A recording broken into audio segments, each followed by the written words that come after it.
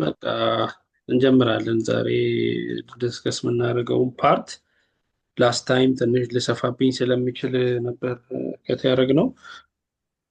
ዛሬ ደግሞ በተቻለ መጠን ለመግፋት እንሞክራለን። ቤዚካሊ ያው ጀምረናል ይህንንም ፓርት። በእርግጥ ማክሮ ኢኮኖሚክስ ነው ዛሬ የምናየው። ያው ማክሮ እና ማይክሮ ልዩነታቸውን ባለፈው ቻፕተር ስንጀምር ያየናቸው ሀሳቦች ናቸው። ስፔሻሊ ማይክሮ ኢኮኖሚክስ ብለን ስናወራ ስተዲስ አባውት ስፔሲፊክ ወይም ደግሞ ኢንዲቪዥዋል ኢኮኖሚክ ዲሲሽን ሜኪንግ ዩኒትስ ብለን አውርተን ነበር። ከነዛም ውስጥ ፊርሞች አሉ፣ ሃውስሆልድስ ኦር ኢንዲቪዥዋልስ ብለን የምንላቸው እና ገቨርንመንት ያንን የሚያጠና ሴፓሬትሊ ስለነዛ ነገሮች የሚያጠና የኢኮኖሚክስ ብራንች ማይክሮ ኢኮኖሚክስ ኤንድ በሌላ በኩል ደግሞ ኢኮኖሚ አዘ ሆል አንድን ኢኮኖሚ እንዳጠቃላይ የሚያጠና ትምህርት ደግሞ ማክሮ ኢኮኖሚክስ ይባላል የሚለውን አውርተን ነበር። እስከዚህኛው ቻፕተር በአጠቃላይ እስካሁን ስናወራ የነበረው የማይክሮ ፓርት ነው ማለት ነው። አሁን ይህንን የማክሮ ፓርት ደግሞ በዚህ ቻፕተር ላይ ዲስከስ ለማድረግ እንሞክራለን። ዋትስ ማክሮ ኢኮኖሚክስ የሚለውንም ሀሳብ ላስቲክ የተወሰነ ሞክረን ነበር። ማክሮ ኢኮኖሚክስ ፎከስስ on economic behavior and policies that affect consumption and investment, trade balance, and other determinants of various macroeconomic variables. For example, it deals about economic outputs, unemployment rate, or it's about employment and inflation. These concepts are included or the scope of macroeconomics ናቸው ማለት ነው እነዚህ ኮንሰፕቶች ማለት ነው። these indicators of economic performance are closely monitored by governments, business and consumer alike. እነዚህ as a whole as a national level ላይ እንደ national level ላይ የምናያቸው ነገሮች ናቸው ማለት ነው። ከዛ ውጭ እዚህ ፓርት ላይ የምናያቸው የተወሰኑ ሀሳቦች አሉ። ዋነኛው ሀሳብ ስለ አንድ ሀገር እድገት ወይም ደግሞ ስለ አንድ ሀገር ኢኮኖሚ ብልጽግና ስናወራ ሁሌም የምናነሳው ሀሳብ ምንድን ነው?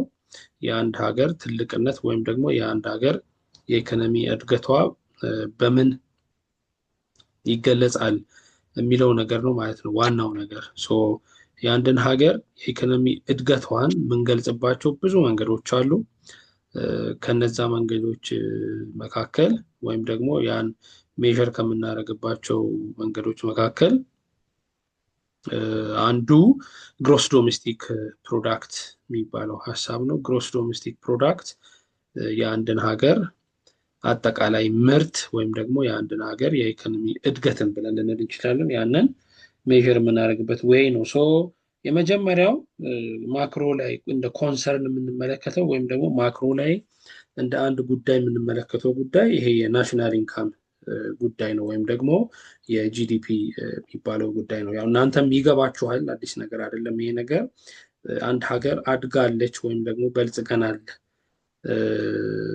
ከሚለው ነገር ስንነሳ በልጽገናል ለማለት የሚያስችለን ምናችንን አይተን ነው?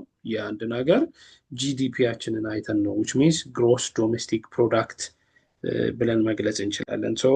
what actually means የሚለውን እናያለን። ምን ማለት ነው ግሮስ ዶሜስቲክ ፕሮዳክት የሚለው ራሱ ዴፊኒሽኑ ወይም ደግሞ ይዘቱ ምንድን ነው የሚለውን ስንመለከት ያው ከቃሉ እንደምንረዳው ግሮስ ዶሜስቲክ ፕሮዳክት ነው የሚለው። ግሮስ ዶሜስቲክ ፕሮዳክት ስንል እዚህ ጋር የተቀመጡ ሀሳቦች አሉ። ቶታል ቫሊዩ ኦፍ ከረንትሊ ፕሮዲውስድ ፋይናል ጉድስ ኤንድ ሰርቪስስ ዳት አር ፕሮዲውስድ ዊዝን ካውንትሪስ ባውንደሪ፣ በአንድ ሀገር ባውንደሪ ላይ ወይም በአንድ ሀገር አንድ ሀገር ሎካል የሆነ ባውንደሪ ላይ የሚመረት አመታዊ ምርቱ ምን አይነት ፋይናል የሆነ ምርት ወይም ያለቀለት ለቀጥታ ለኮንሱመር የሚደርሱ አመታዊ ምርት ማለት ነው ግሮስ ዶሜስቲክ ፕሮዳክት ማለት። ይህንን እንግዲህ በአማርኛ የሚባለው ምንድነው የጥቅል ምርት ነው የሚባለው እና ግሮስ የሚለውን ነው በእርግጥ። ዶሜስቲክ ጥቅል የሀገር ውስጥ ምርት ነው የሚባለው ወይም ጂዲፒ ነው የምንለው። ስለዚህ አንድ ሀገር አድጓል አላደገም የሚለውም የምናውቀው ጂዲፒ በማየት ነው ማለት ነው። in order to understand the meaning of GDP አሁን ጂዲፒ ምንድን ነው በትክክል አንደርስታንድ ለማድረግ እነዚህ ሶስቱን ሀሳቦች ማወቅ ግዴታ ነው። አንደኛ it measures current product only ወይም it measures current productions only because ፕሮዳክሽን ሌትሊ ሊኖር ይችላል ፊውቸርም ሊኖር ይችላል። ስለዚህ አሁን ላይ ያለውን ብቻ ፕሮዳክሽን ነው የምናየው። ሁለተኛ ደግሞ it takes into account the final goods and services only because አንዳንድ ፕሮዳክቶች ፋይናል አይደሉም፣ ሊመረቱ ይችላሉ ግን ደግሞ ፋይናል አይደሉም አንዳንድ ፕሮዳክቶች because እነዛን ፕሮዳክቶች ተጠቅመን ፋርዘር ሌሎች ፕሮዳክቶችን ልናመርት የምንችልበት እድል ስለሚፈጠር ፋይናል አይደሉም እና አንዳንድ ፕሮዳክቶች it measures also value of final goods and services within a boundary። ሶስት ነገር ነው የምናየው። አንደኛ ከረንት ፕሮዳክሽን መሆን አለበት። ከረንት ፕሮዳክሽን ማለት አምና የተመረተ ሳይሆን አሁን የተመረተ ወይም ዘንድሮ። ለምሳሌ ጂዲፒ ሲባል ሁሌም ካልኩሌት የሚደረገው የአንድ ዓመት ነው። እዚህ ጋር ይላል ዩዥዋሊ የምንጠቀመው ዱሪንግ ኤ ጊቨን ፔሪድ ኦፍ ታይም ዩዥዋሊ 1 ይር ነው፣ በአንድ ዓመት ነው ጂዲፒ ካልኩሌት የሚደረገው።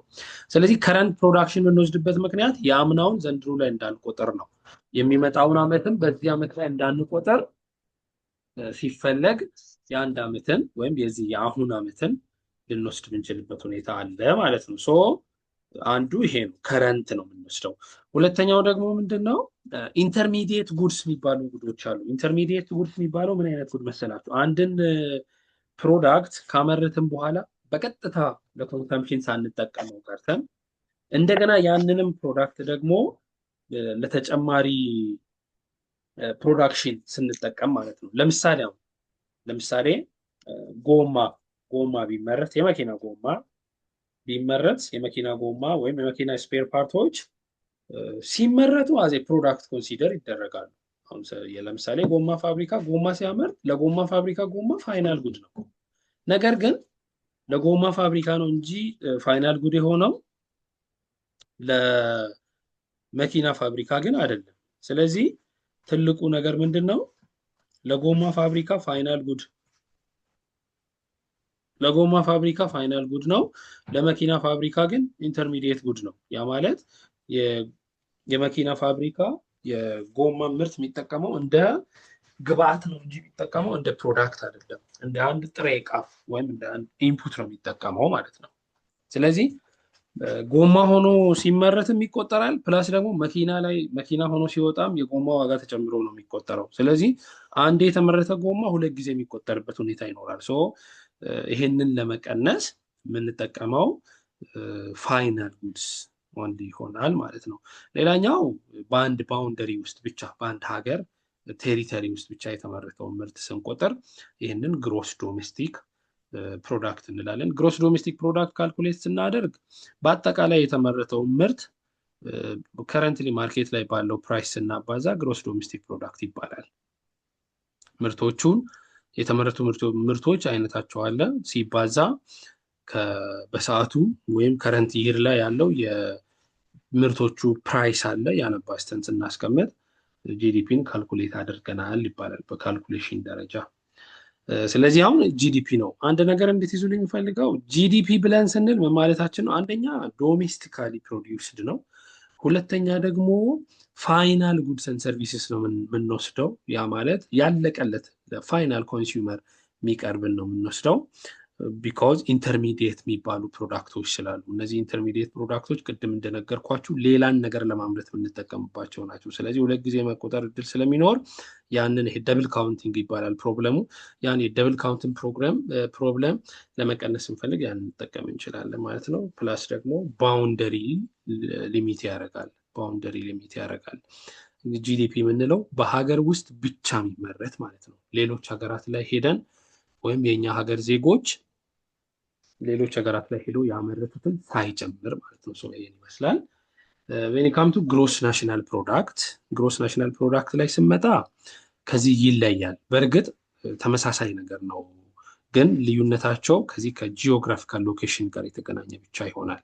አሁን gross national product ላይም is a total value of goods and services currently produced by domestically owned factors of production። ሶስቱንም አመጣን እዚህ ጋር ሁለቱንም። የሚለየው ግን ዩዥዋሊ ይሄም ለአንድ ዓመት ነው ካልኩሌት የሚደረገው irrespective of their geographical location ይላል። እዛኛው ላይ ግን ዶሜስቲክ ነው የሚለው፣ ጂኦግራፊካል ሎኬሽን ላይ ዲፔንድ ይሆናል። ግሮስ ናሽናል ፕሮዳክት ላይ ስመጣ ግን irrespective of geographical location which means geographical location ላይ ዲፔንድ አይሆንም። ምርቱ የተመረተው ሀገር ውስጥ ሊሆን ይችላል፣ ውጭ ሀገርም ሊሆን ይችላል። ስለዚህ ያንን አንድ ላይ አድርጎ የሚይዝ የአንድ ሀገር አመታዊ ምርት የምናሰላበት መንገድ ግሮስ ናሽናል ፕሮዳክት ይባላል ማለት ነው። ሶ ናሽናል ኔት ፋክተር ኢንካም ይባላል። ከዚህ ጋር በተያያዘ የሚመጣ ግሮስ ናሽናል ፕሮዳክት ኢዝ ኢኳል ጂዲፒ ፕላስ ወይም ግሮስ ዶሜስቲክ ፕሮዳክት ፕላስ ኔት ፋክተር ኢንካም ይባላል። ኔት ፋክተር ኢንካም ሪሲቭድ ፍሮም አብሮድ። ይህም ማለት ምን ማለት ነው? የእኛ ሀገር ኢንቨስተሮች ሌላ ሀገር ሄደው ያመረቱት ሲቀነስ የሌላ ሀገር ኢንቨስተሮች እኛ ሀገር መጥተው ካመረቱት ያንን ኔት እንወስዳለን። ፖዘቲቭ ሊሆን ይችላል፣ ኔጌቲቭ ሊሆን ይችላል፣ ዜሮ ሊሆን ይችላል። ኔት ፋክተር ኢንካማችን ምን አልኳችሁ? ኔት ፋክተር ኢንካም ማለት ምን ማለት ነው? ፋክተር ኢንካም ሪሲቭድ ፍሮም አብሮድ ባይ ካውንትሪ ሲቲዝን ምን ማለት ነው? የእኛ ሀገር ሲቲዝንስ ወይም የእኛ ሀገር ኢንቨስተሮች ሌላ ሀገር ሄደው ያመረቱት ሲቀነስ ፋክተር ኢንካም ፔይድ ፎር ፎሬነርስ ቱ አብሮድ ዊች ሚንስ የሌላ ሀገር ኢንቨስተሮች ደግሞ እኛ ሀገር መጥተው ያመርቱት ማለት ነው። ያን ስናቀናንስ ኔት ፋክተር ኢንካም እናገኛለን። ኔት ፋክተር ኢንካም እንደነገርኳችሁ ሶስት አይነት ሊሆን ይችላል። ኔት ፋክተር ኢንካም ዜሮ ሊሆን ይችላል። ኔት ፋክተር ኢንካም ኔጌቲቭ ሊሆን ይችላል። ኔት ፋክተር ኢንካም ፖዘቲቭ ሊሆን ይችላል። መቼ ነው የሚሆነው ካልን ደግሞ ኔት ፋክተር ኢንካማችን ፖዘቲቭ የሚሆነው የእኛ ሀገር ኢንቨስተሮች ሌላ ሀገር ሄደው ያመረቱት የሌላ ሀገር ኢንቨስተሮች እኛ ሀገር መጥተው ካመረቱት በልጦ ሲገኝ ፖዘቲቭ ይሆናል። አንሶ ሲገኝ ኔጌቲቭ ይሆናል። ሁለቱም እኩል ሆነው ሲገኙ ደግሞ ዜሮ ይሆናል። ቢኮዝ ዲፍረንስ ነው የምንወስደው። የኔት ፋክተር ኢንካም ኔጌቲቭ፣ ፖዘቲቭ እና ዜሮ መሆን በቀጥታ ጂኤንፒ ላይ የራሱ ኢምፓክት አለው። ለምሳሌ ኔት ፋክተር ኢንካማችን ግሬተር ዛን ዜሮ ሲሆን ጂኤንፒያችን ግሬተር ዛን ጂዲፒ ይሆናል። ኔት ፋክተር ኢንካማችን ሌስ ዛን ዜሮ ሲሆን ጂኤንፒያችን ሌስ ዛን ጂዲፒ ይሆናል። ኔት ፋክተር ኢንካማችን ዜሮ ሲሆን ጂኤንፒ እና ጂዲፒያችን ሁለቱም እኩል ሊሆኑ የሚችሉበት እድል ይፈጠራል ማለት ነው። ስለዚህ እያወራን ያለ ነው ስለ ናሽናል ኢንካም አካውንቲንግ ነው፣ ወይም ደግሞ ማክሮ ላይ የመጀመሪያው ኮንሰፕት የሆነው ናሽናል ኢንካም አካውንቲንግ ነው። የአንድን ሀገር ኢንካሟን እንዴት ነው ሪከርድ የምናደርገው ከሚል አንጻር ነው። ሪከርድ ከምናደርግባቸው መንገዶች አንደኛው እንዳየነው ጂዲፒ ነው። ጂዲፒ ማለት ፋይናል ጉድስ ኤንድ ሰርቪስስ፣ ከረንትሊ ፕሮዲውስድ የሆነ ፋይናል ጉድስ ኤንድ ሰርቪስስ በአንድ ሀገር የሚመረት በሎኬሽን ዲፔንድ የሚሆን ወይም ደግሞ በጂኦግራፊካል ሎኬሽን ላይ ዲፔንድ የሚሆን ዊች ሚንስ ዊዝን ባውንደሪ ወይም ዊዝን ቴሪተሪ የሚመረት ፕሮዳክት ጂዲፒ ይባላል። ምንም አይነት ቴሪተሪ ሊሚት የማያደርገው ፕሮዳክት ደግሞ ጂኤንፒ ወይም ግሮስ ናሽናል ፕሮዳክት ይባላል። ግሮስ ናሽናል ፕሮዳክታችን ማለት በሌላ አገላለጽ ጂዲፒያችን ላይ ኔት ፋክተር ኢንካማችንን ስንደምር ጂኤንፒ ሊሆን ይችላል ማለት። ኔት ፋክተር ኢንካም ማለት ደግሞ ምንድን ነው አልኳችሁ? የሌላ ሀገር ባለሀብቶች ወይም የሌላ ሀገር ኢንቨስተሮች እኛ ሀገር መጥተው ያመረቱት አለ፣ የእኛ ሀገር ኢንቨስተሮችም ሌላ ሀገር ሄደው ያመረቱት አለ። ስለዚህ የእኛ ኢንቨስተሮች ሌላ ሀገር ሄደው ያመረቱት ሲቀነስ የሌላ ሀገር ኢንቨስተሮች እኛ ሀገር መጥተው ያመረቱት ስናቀናነስ ኔት ፋክተር ኢንካም ይባላል። ይህን ይመስላል። ከዚህ ቀጥሎ ያለው ሀሳብ ፐርካፒታ ኢንካም ይባላል። ፐርካፒታ ኢንካም ማለት በአጠቃላይ ሀገሪቱ ላይ የተመረተውን ጂዲፒ ወይም ደግሞ የሀገሪቱን ግሮስ ዶሜስቲክ ፕሮዳክት ለቶታል ፖፑሌሽን ስናካፍል፣ በሌላ አገላለጽ ምንድነው የሚባለው? ይሄ ነፍስ ወከፍ ገቢ ይባላል። ያ ማለት እያንዳንዱ ግለሰብ በአመት ሊያገኝ የሚችለውን መጠን ነፍስ ወከፍ ገቢ እንላለን። በሌላ አባባል ፐርካፒታ ኢንካም ነው። ፐርካፒታ ኢንካም ደግሞ ካልኩሌት የሚደረገው ቶታል ኦር ሬሽዮ ኦፍ ጂዲፒ ለቶታል ፖፑሌሽን ስናካፍል ማለት ኢት ዲተርሚን አቨሬጅ ኢንካም ኦፍ ኢንዲቪጁዋል ሲቲዝን ኦፍ ካውንትሪ አንደር ኮንሲደሬሽን፣ በአጠቃላይ ያለንን እያንዳንዱ ግለሰብ ምን ያህል ገንዘብ ያገኛል በአመት የሚለውን ወይም ምን ያህል ገቢ ያለው በአመት የሚለውን ለማሳየት ነው። በእርግጥ ፐርካፒታ ኢንካም የአንድ ሀገር ኢኮኖሚክ ግሮዝ ወይም ኢኮኖሚክ ዴቨሎፕመንት ማሳያ ሆኖ ሊጠቀም ይችላል። ፐርካፒታ ኢንካም አሜሪካ እና ፐርካፒታ ኢንካም ኢትዮጵያ ላይ ብናይ ሰማይና ምድር ያህል የተራራቀ ነው። ሰርች አድርጉ እስቲ እናንተም። የዩኤስኤ ዜጎች ፐርካፒታ ኢንካማቸው ምን ያህል ነው ብላችሁ የኢትዮጵያ ዜጎችን ፐርካፒታ ኢንካማቸው ምን ያህል ነው ብትሉ የሰማይና የምድር ያህል ነው ርቀታቸው። በጣም በብዙ ሺዎች ነው የአሜሪካ።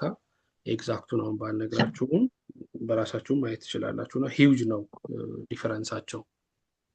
ስለዚህ ትልቁ ነገር ምንድነው? ፐርካፒታ ኢንካም ማለትም የአንድን ሀገር ትልቅነት ወይም የአንድን ሀገር ኢኮኖሚ እድገት በትክክል ሊያሳይ ይችላል ማለት ነው።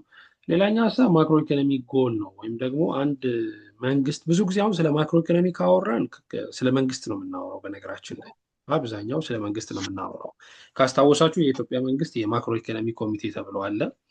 የማክሮ ኢኮኖሚ ጉዳዮችን ወይም ማክሮ ኢኮኖሚ ፖሊሲን በየጊዜው እየገመገመ ለሀገሪቱ የሚያስፈልጉ ብሎ የሚያስባቸውን የፖሊሲ ሀሳብ አማራጮችን እያቀረበ ለመንግስት ወይም ከመንግስት ጋር የሚሰራ የማክሮ ኢኮኖሚ ኮሚቴ ተብሎ አለ። ካስታወሳችሁት በየጊዜው በተለያዩ ወራት ላይ እየወጡ መግለጫዎች ይሰጣሉ። በብዛት እዚህ ላይ የሚገቡ ሰዎች ኢኮኖሚስቶች ናቸው። ብዙዎቹ ኢኮኖሚስቶች ናቸው ወይም የኢኮኖሚክስ ባክግራውንድ የፋይናንስ ባክግራውንድ ያላቸው ሰዎች ናቸው። እኛ ሀገር ላይ አሁን በተለምዶ ምንድነው የፋይናንስ ሚኒስትር አለ፣ እሱ ይገባል።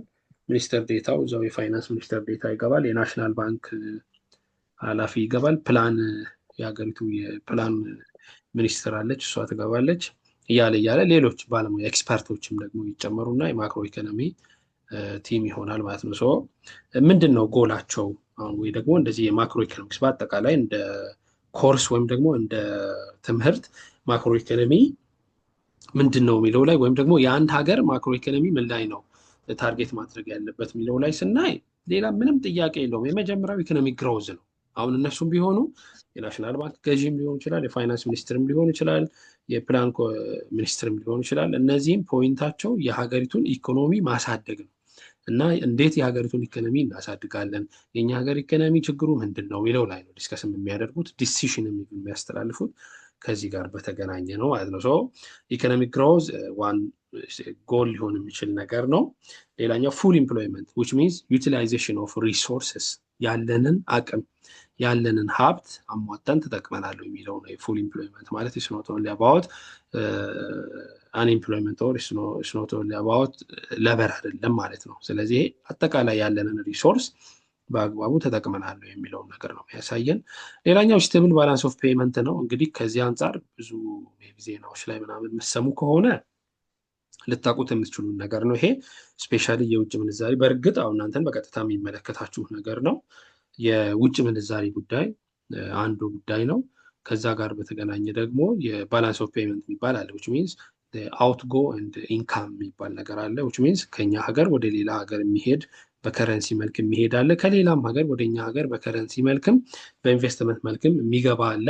ሶ በሁለቱ መካከል ያለው ባላንስ ስቴብል ባላንስ ኦፍ ፔመንት ይባላል which means ከኤክስፖርት እና ከኢምፖርት አንጻር ስናይ ኢምፖርታችን ሃይ ሆኖ ኤክስፖርታችን ሎው ነው አሁን ባለንበት ሁኔታ። ስለዚህ ኔጌቲቭ ባላንስ ላይ ነው ያለ ነው ወይም ዲፈረንሱ ኔጌቲቭ ነው አሁን ባለንበት ላይ። ሶ ያ ስቴብል እንዲሆን ባላንስድ እንዲሆን ማክሮ ኢኮኖሚ ራሱን ሚና ይጫወታል ወይም ደግሞ የማክሮ ኢኮኖሚክ ጎል ነው ብለን እንወስዳለን። ፕራይስ ስታቢሊቲ በጣም ወሳኙ ነገር ነው።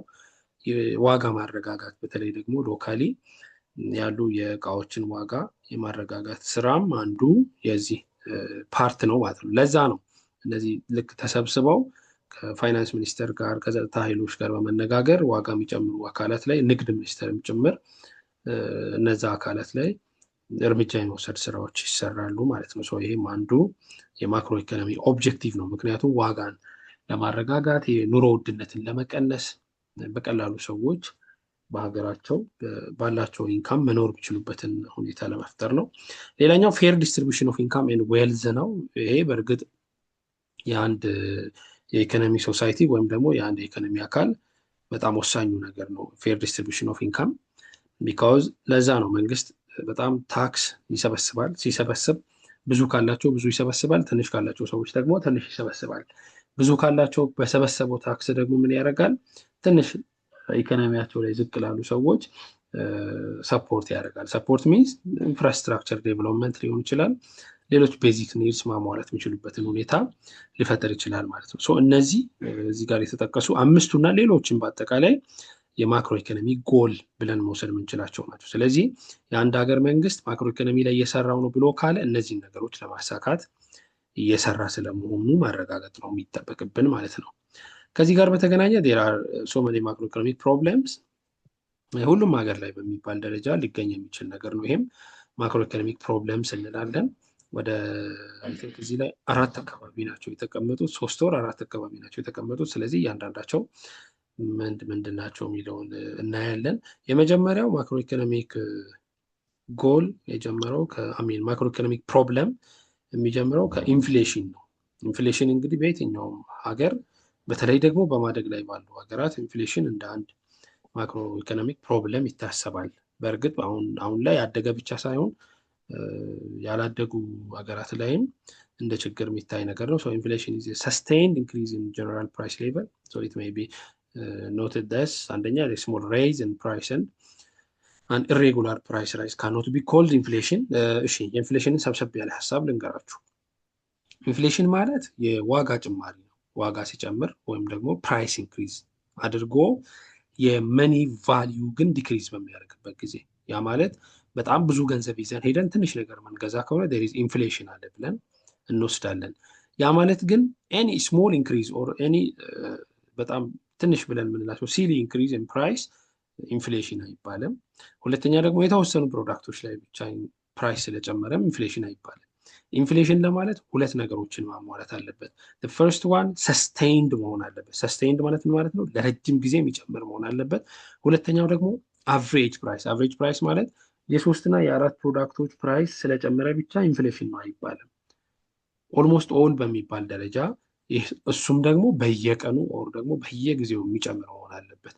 ሰስቴይንድ መሆን አለበት። ፕላስ ደግሞ ጀነራል ፕራይስ ሌቨል መሆን አለበት። ስፔሲፊክ ነገር መሆን የለበትም። ለምሳሌ አሁን የጤፍ ዋጋ ብቻ እየጨመረ ስለሄደ ኢንፍሌሽን ነው አይባልም።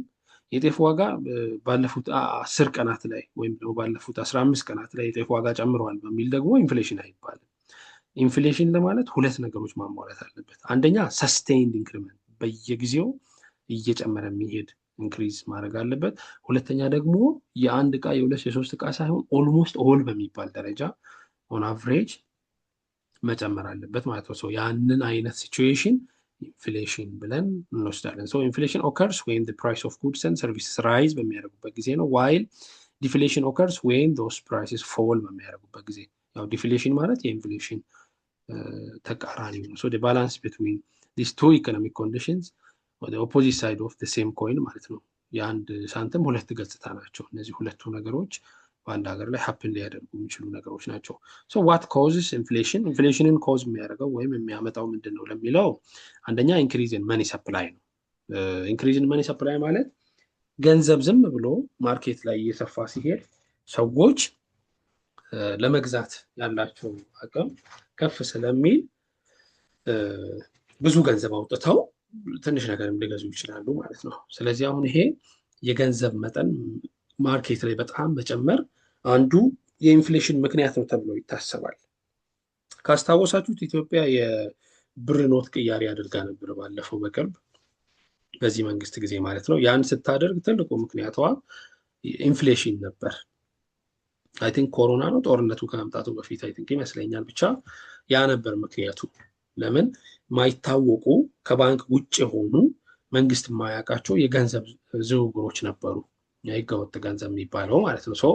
ያን ነገር ለማምከንና የሰውን ኑሮ ለማረጋጋት በሚል ነበር ያ የገንዘብ ኖት ቅያሬ የተደረገው።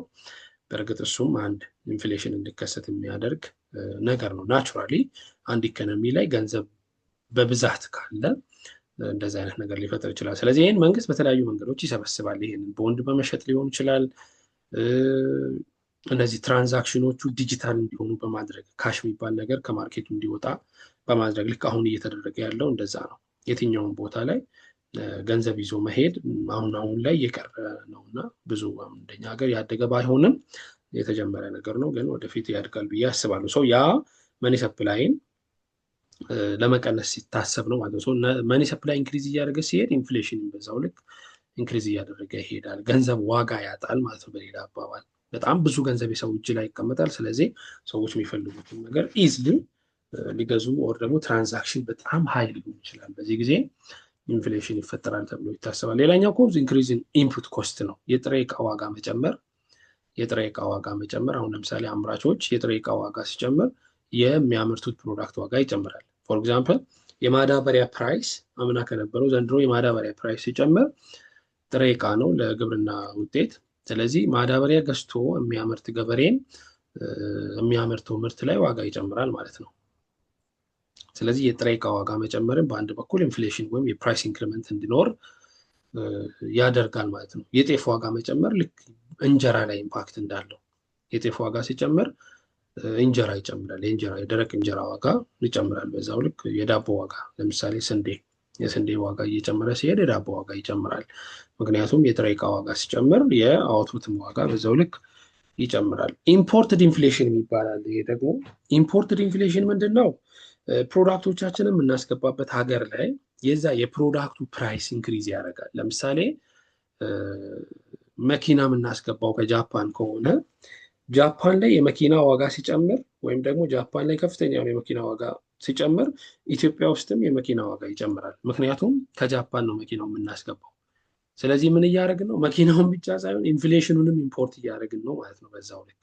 ስለዚህ ኢምፖርትድ ኢንፍሌሽን ይባላል። ያ ማለት እቃውን የምናስገባበት አገር ላይ ኢንክሪመንት ሲኖር፣ ፕራይስ ኢንክሪመንት ሲኖር ያንን ፕራይስ ኢንክሪመንት እቃውን ስናስገባ ያ ሲሆን ኢንፍሌሽኑንም እቃውንም ጭምር ነው የምናስገባው። ስለዚህ ይሄ አንዱ የኢንፍሌሽን ኮዝ ይሆናል። ይሄም ኢምፖርትድ ኢንፍሌሽን ይባላል።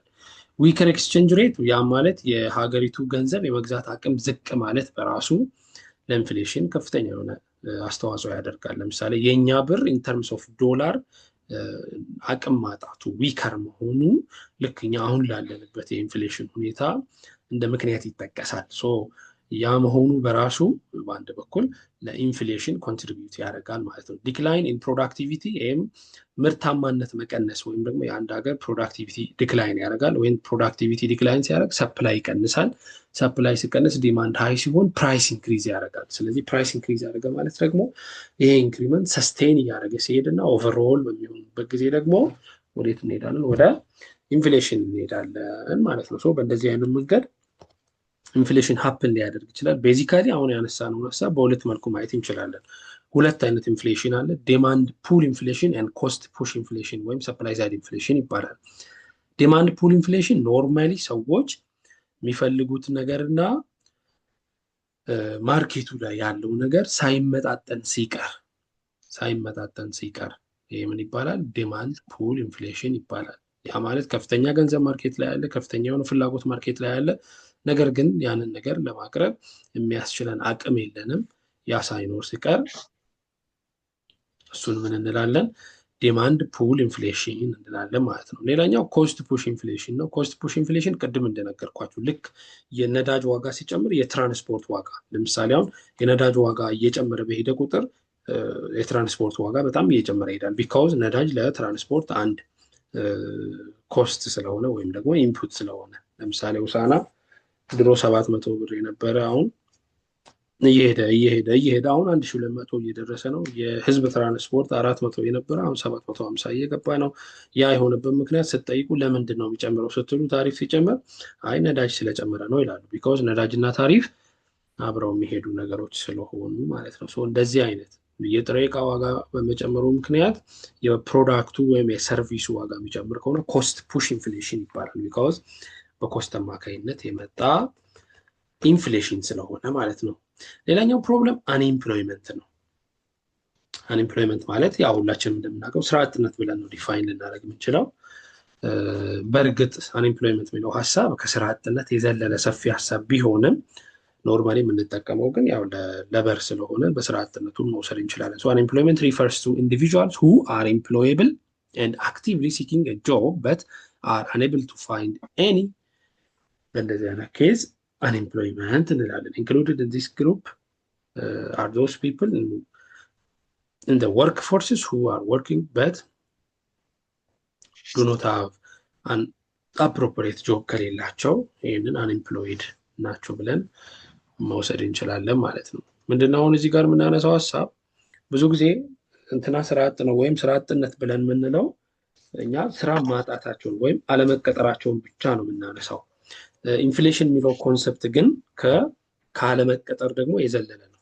ኢንፍሌሽን የሚባለው ኮንሰፕት ካለመቀጠር የዘለለ ኮንሰፕት ነው። ምክንያቱም ሰው ሁሉ ያልተቀጠረው ስራ ስለሌለ ብቻ ሳይሆን ስራ መስራትም ስለማይፈልግ ነው ተብሎ ይታሰባል። ስራ ስለሌለ ብቻ ሳይሆን ስራ መስራት ስለማይፈልግ ነው ተብሎ ይታሰባል። ስለዚህ አንድን ሰው አንኤምፕሎይድ ነው ልንል ሁለት ነገሮችን ማሟላት አለበት። በደንብ ስሙ። አንድ ሰው አንኤምፕሎይድ ነው ለማለት ሁለት ነገሮችን ማሟላት አለበት። አንደኛ ምን ስራ የሚፈልግ መሆን አለበት፣ የስራ ፍላጎት ያለው መሆን አለበት። ሁለተኛ ደግሞ ስራ መስራት የሚችል ኢትዮጵያ ውስጥ ወይም ደግሞ የትኞቹም ሀገራት ላይ ስራ መስራት የሚችሉ ተብለው የተለዩ አካላት አሉ። ስራ መስራት የሚችሉ ተብለው የተለዩ አካላት አሉ። ስራ መስራት የማይችሉ ተብለውም የተለዩ አካላት አሉ። ለምሳሌ አሁን በኢትዮጵያ ሕግ መሰረት ስራ መስራት የሚችሉ ተብለው የተለዩ ወይም ሌበር ፎርስ ውስጥ የሚካተቱ አካላት አንደኛ እድሜያቸው ከ15 እስከ 60 ወይም 64 ብለን እንችላለን። ከ15 እስከ 60 ያሉ። ሁለተኛ ደግሞ እድሜያቸው በዚህ ሌቭል ነው። ሌላ ደግሞ ዲሳቢሊቲ የሌለባቸው፣ የሙሉ ጊዜ ተማሪ ያልሆኑ፣ በማረሚያ ቤቶች ላይ የሌሉ ወይም ማረሚያ ቤት ያልገቡና ከዛ ደግሞ በሄልዝ ኮሬክሽን የሚባሉ አሉ። እነዚህ የአእምሮ ሆስፒታሎች አሉ እና ቬሪ ሲክ ብለን የምንላቸው ሰዎች እነዛን ኤክስክሉድ አድርገን ከነሱ ውጭ ያሉ ወይም እድሜያቸው ከ14 እስከ 64 ያለ ፍጹም ጤነኛ የሆኑ የሙሉ ጊዜ ተማሪ ያልሆኑ እነዚህ በአጠቃላይ ሌበር ፎርስ ይባላሉ ማለት ነው። ስለዚህ አሁን አንኤምፕሎይመንትን ካልኩሌት ስናደርግ ከቶታል ፖፑሌሽኑ ሳይሆን ካልኩሌት የምናደርገው ከሌበር ፎርስ ነው ማለት ነው። ቢካዝ ሌበር ፎርስ ኢዝ ሰሜሽን ኦፍ ኢምፕሎይድ ኤንድ አንኤምፕሎይድ ስለሆነ ማለት ነው። ስለዚህ አንኤምፕሎይድ ብለን የምንለው ሌበር ፎርስ ውስጥ ያለ which means ስራ መስራት የሚችል ነገር ግን ስራ የሌለው፣ ሁለተኛ ደግሞ መስራት የሚፈልግ ሁለት ነገር ነው። መቻልና መፈለግን ይይዛል። አንዱ ከሌለ ያ ሰው አንኤምፕሎይድ ነው ብለን ማለት አንችልም። ስራ መስራት የማይፈልግ ከሆነ አንኤምፕሎይድ አይደለም። ስራ መስራት የማይችል ከሆነም አንኤምፕሎይድ አይደለም። ስለዚህ ስራ መስራት እየቻለ ስራ መስራት እየፈለገ ስራ የሌለው ስራ አጥ ይባላል። አንዳንድ ጊዜ ስራ መስራት እየቻሉ ስራ መስራት ስለማይፈልጉ ስራ የሌላቸው ሰዎች አሉ። እነሱ ስራ ፈት ነው የሚባሉት። ስራ መስራት እየቻሉ ስራ መስራት ስላልፈለጉ ስራ ከሌላቸው እነዚህ ስራ ፈት ይባላሉ። ሌላው ግን ስራ አጥ እንላለን። ሁለቱንም ነገር አሟልቶ ዊሊንግነሱንም ኤቢሊቲውንም አሟልቶ ያን ማድረግ ስራ ማግኘት ካልቻለ ያንን ስራ ፈት ሳይሆን ስራ አጥ ነው የምንለው። ስራ ፈት የምንለው ግን እየቻለ ስላልፈለገ ከሌለ ስራ ከሌለው ያ ሰው ስራ ፈት እንላለን ማለት ነው። በእኔ ዴፊኒሽን ነው። እሺ፣ እሱ በኢኮኖሚክስ ሳይሆን በእኔ ዴፊኒሽን። ስለዚህ ያንን ነው ልናይ የምንችለው። ሰው the unemployment rate is usually found by dividing the number of unemployed people by the total number of people። ያንን ሬቷን በምን ያህል ስራ አጥነት መጠኑ በምን ያህል እየጨመረ ነው የሚለውን ሬቱን ለማወቅ ስንፈልግ ያንን ለቶታል ፖፑሌሽን አንኤምፕሎይድ የሆነውን ለሌበር ፎርስ እናካፍላለን ማለት ነው። ሶ ትልቁ ነገር ምንድነው? እዚህ ጋር ዴፊኒሽኑን ካየን በኋላ ወደ ታይፕ ነው ማለት ነው የምንሄደው። ትልቁ ፖይንት እዚህ ጋር ታይፕ አንደኛው ፍሪክሽናል አንኤምፕሎይመንት ነው የሚባለው። ከታይፖቹ የመጀመሪያው ፍሪክሽናል አንኤምፕሎይመንት ይባላል። it refers to the brief period of unemployment experienced by the people due to በእነዚህ በአራት ምክንያቶች። አንደኛ seasonality of work, for example construction workers የሆነ ሳይት ላይ የኮንስትራክሽን ስራ እየሰሩ ቆይተው የዛ ሳይት ስራ ሙሉ በሙሉ ሲጠናቀቅ ሳይቱን ለቀው ይሄዳሉ። ሳይቱን ለቀው ሲሄዱ ሌላ ሳይት ላይ ደግሞ እንደገና ገብተው ስራ እስኪጀምሩ ድረስ 2 ቀንም 2 ሰዓትም ስራ ፈተው ከተቀመጡ such kind of unemployment is frictional unemployment ይባላል። ቮለንተሪ ስዊቺንግ የሚባል ደግሞ አለ። ምንድነው? አንዳንድ ጊዜ ሰዎች ሌላ የተሻለ ስራ ፍለጋ እጃቸው ላይ ያለውን ስራ ለቀው ሊወጡ ይችላሉ። ስለዚህ ስራ አይሆነኝም እኔ ሌላ ስራ እቀጥራለሁ ብለው አስበው ያንን ስራ ለቀው ቤት የሚቀመጡ ከሆነ አንኤምፕሎይድ ናቸው። አንኤምፕሎይድ የሆኑበት የአንኤምፕሎይመንቱ ታይፕ ደግሞ ፍሪክሽናል አንኤምፕሎይመንት ነው። ስራ የመጀመሪያ ስራቸውን ለቀው ሁለተኛውን ስራቸውን እስኪቀጠሩ ዓመትም ይፍጅ 2 ዓመትም ይፍጅ 10 ቀንም ይፍጅ በዛ መሀል ይሄ ፍሪክሽናሊ አንኤምፕሎይድ ናቸው ብለን እንወስዳለን። ሌላኛው ኢንትራንስ ቱ ሌበር ፎርስ ነው። ቅድም ሌበር ፎርስ ላይ ፉል ታይም ስቱደንትስ አይካተቱም ብለናል። ስለዚህ ሌበር ፎርስ ላይ ፉል ታይም ስቱደንትስ አይካተቱም ብለናል። ስለዚህ አሁን በዚህ ኬዝ ዲግሪያቸውን ተመርቀው እንደወጡ ከግቢ የመጀመሪያው የሚሆኑት ስራ አጥ ነው የሚሆኑት ማለት ነው። የመጀመሪያው መነሳነሳቸውን ከግራ ወደ ቀኝ ነው ከቀኝ ወደ ግራ ተብለው ከዛሬ ጀምሮ ተመርቃችኋል ሲባል ምን ማለት ነው? በሌላ አባባል ከዛሬ ጀምሮ ስራ አጥ ሆናችኋል እንደማለት ነው የሚቆጠረው ማለት ነው። ይሄ ሌበር ፎርስ ላይ ይገባሉ፣ ነገር ግን ስራ የላቸውም። በዚህ ምክንያት የሚፈጠር ስራ አጥነት አሁንም ፍሪክሽናል አንኤምፕሎይመንት እንላለን። ሌላኛው ሪኢንተሪንግ ነው። ይሄም ቅድም ኦፍ አድርገው ተመልሰው ወደ ስራ ሲገቡ ይህንንም ፍሪክሽናል አንኤምፕሎይመንት እንላለን። ስለዚህ በእነዚህ በአራቱ ምክንያቶች ሰዎች ስራ አጥ ሊሆኑ ይችላሉ። በእነዚህ በአራቱ ምክንያቶች ሰዎች ስራ አጥ ከሆኑ እንደዚህ አይነት ስራ አጥነት ምን ይባላል? ፍሪክሽናል አንኤምፕሎይመንት ይባላል ማለት ነው። ሶ ሌላኛው ሁለተኛው የአንኤምፕሎይመንት ታይፕ ደግሞ ስትራክቸራል አንኤምፕሎይመንት ነው። ስትራክቸራል አንኤምፕሎይመንት ቢካውዝ ኦፍ ስትራክቸራል ቼንጅ የሚመጣ ነው፣ ወይም ደግሞ ሚስማች ቢትዊን ስኪል ኤንድ ሎኬሽን። አንዳንድ ጊዜ ሰዎቹ ያሉበት ቦታና ሎኬሽናቸው እና የተመረቁበት ሙያ ላይገጥም ይችላል። በዚህ ኬዝ እዚህ መጽሐፋችሁ ላይ ይሄንን አስቀምጧል። ለምሳሌ አንድ ሰው በአኒማል ሳይንስ ወይም በፕላንት ሳይንስ ተመርቆ አዲስ አበባ ቦሌ ላይ ማስታወቂያ ቢፈልግ ስራ ያገኛል? አያገኝም። ቢኮዝ አዲስ አበባ ቦሌ ብለን ስንል ምን ማለታችን ነው? ከተማ ነው፣ ባጭሩ ከተማ ነው። ስለዚህ ከተማ ላይ ስለ ፕላንት ሳይንስ እና ስለ አኒማል ሳይንስ ምንም ብዙ ኬር የሚያደርግ ነገር የለም። ወይም ደግሞ አንድ ሰው ኬሚካል ኢንጂነሪንግ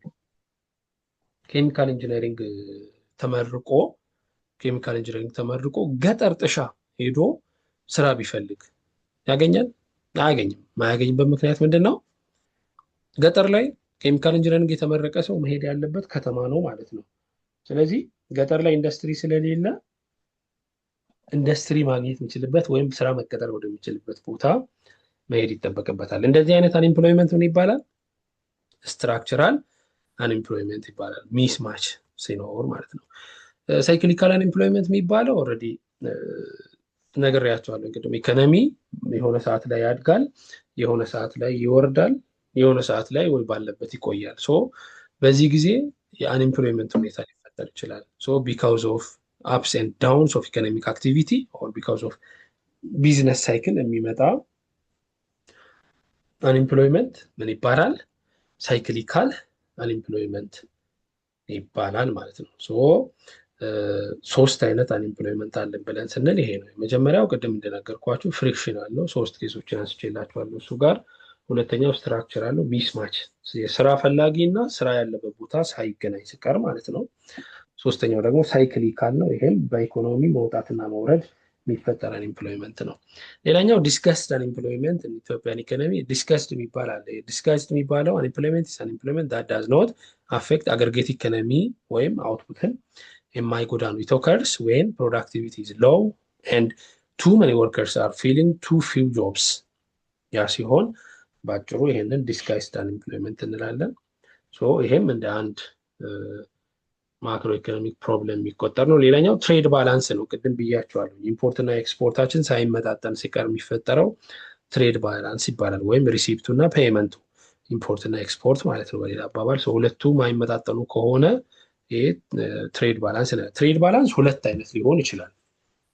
ትሬድ ባላንስን በሁለት መልኩ ማየት እንችላለን። አንደኛው ሰርፕለስ ትሬድ ባላንስ እና ዴፊሲት ትሬድ ባላንስ። በእርግጥ ሶስትም ማድረግ እንችላለን እና ባላንስ ትሬድ ባላንስ ማለት እንችላለን። አሁን ሰርፕለስ ስንል ኤክስፖርት ግሬተር ዛን ኢምፖርት ሲሆን ሰርፕለስ ትሬድ ባላንስ ነው። ኤክስፖርት ሌስ ዛን ኢምፖርት ሲሆን ደግሞ ዴፊሲት ባላንስ እንላለን። ኤክስፖርት እና ኢምፖርት ሁለቱ እኩል ሲሆኑ ደግሞ ባላንስድ ትሬድ ባላንስ እንላለን ማለት ነው። በተመሳሳይ ይሄንን ለምን መጠቀም እንችላለን? ለበጀትን መጠቀም እንችላለን። ለምሳሌ ገቨርንመንት ስፔንዲንግ ከገቨርንመንት ሪቨኑ ሲበልጥ ይሄ ዴፊሲት በጀት ይባላል። ገቨርንመንት ስፔንዲንግ ከገቨርንመንት ሪቨኑ ሲያንስ ይሄ ደግሞ ኤክሰስ ወይም ደግሞ ሰርፕለስ በጀት ይባላል። ሁለቱ ኢኳል ሲሆኑ ባላንስድ በጀት ብለን መውሰድ እንችላለን። ባጭሩ ከዛ አንጻር ማየት እንችላለን። ባላንስ ኦፍ ፔይመንት ማለት ባለፈው ቅድምም እንደነገርኳችሁ በሁለቱ ነገሮች መካከል ከውጭ በሚገባው እና ወደ ውጭ በምንልከው ነገሮች መካከል ላይ ባላንስ ሳይፈጠር ሲቀር ባላንስ ኦፍ ፔይመንት እንላለን ማለት ነው። ባላንስ ኦፍ ፔይመንት እንላለን። ስለዚህ አሁን እነዚህ ያነሳናቸው አራቱ ነገሮች ኢንክሉድ የሚደረጉት በአጠቃላይ ምን ላይ ነው? እነዚህ አራቱ ነገሮች ኢንክሉድ የሚደረጉት አሁን እንደነገርኳችሁ ከማክሮ ኢኮኖሚክ ፕሮብለምስ ብለን ያየናቸው ጉዳዮች ላይ የሚካተቱ ነገሮች ናቸው ማለት ነው። ሶ አይ ቲንክ ኢትስ ኢነፍ ፎር ቱዴይ። እዚህ ጋር ብናበቃ ጥሩ ይመስለኛል። ኦልሬዲ አንደኛውን ቻፕተር ስለጨረስን። እነዚህ ሀሳቦች ላይ ያልገባችሁ ነገር ካለ ጥያቄዎች ማንሳት ትችላላችሁ። ቤዚካሊ ዲስከስ ያደረግነው ማክሮ ኢኮኖሚክስን ነው። ማክሮ ኢኮኖሚክስ ላይ እንግዲህ ዴፊኒሽኑን አየን። ስተዲስ አባውት ኢኮኖሚ አዜ ሆል አለን። ከዛ በኋላ ደግሞ ማክሮ ኢኮኖሚክስ የአንድን ሀገር ናሽናል ኢንካም የሚያሳየን ነው ብለናል። ናሽናል ኢንካማችንን ደግሞ ሜዥር የምናደርግባቸው ሁለት መሰረታዊ መንገዶች አሉ። ያም ጂኤንፒ እና ጂዲፒ ይባላል። ጂዲፒ ማለት የሀገር ውስጥ አጠቃላይ ምርት ነው። ያ ማለት በሀገር ውስጥ ብቻ የተመረተ። ጂኤንፒ ደግሞ ማለት የሀገር ውስጥንም የውጭ ሀገርንም ጨምረን አንድ ላይ ስንወስድ ይሄንን የጂኤንፒ ላይ እናካተልን። ከዛ ፐርካፒታ ኢንካም የሚለውን አይተናል። ከዛ ጎልስ ብለን አይተናል። ወደ 5 የሚሆኑ ማክሮ ኢኮኖሚክ ጎሎች አይተናል። ከዛ በኋላ ያየነው ማክሮ ኢኮኖሚክ ፕሮብለምስ ብለን ደግሞ 4 ነገሮችን አይተናል። በእነዚህ ነገሮች ላይ ያልገባችሁ ነገር ካለ ጥያቄ ማንሳት ትችላላችሁ፣ ዲስከስ ማድረግ እንችላለን። ቲቸር ለኔ ጥያቄ ያለኝ ሪኮርድ ቆሞ ከሆነ እሺ፣ ሪካርዶን ሆልድ ላድርገዋ። እሺ፣ አሁን ስንማር በስቱደንት አንኤምፕሎይመንት ላይ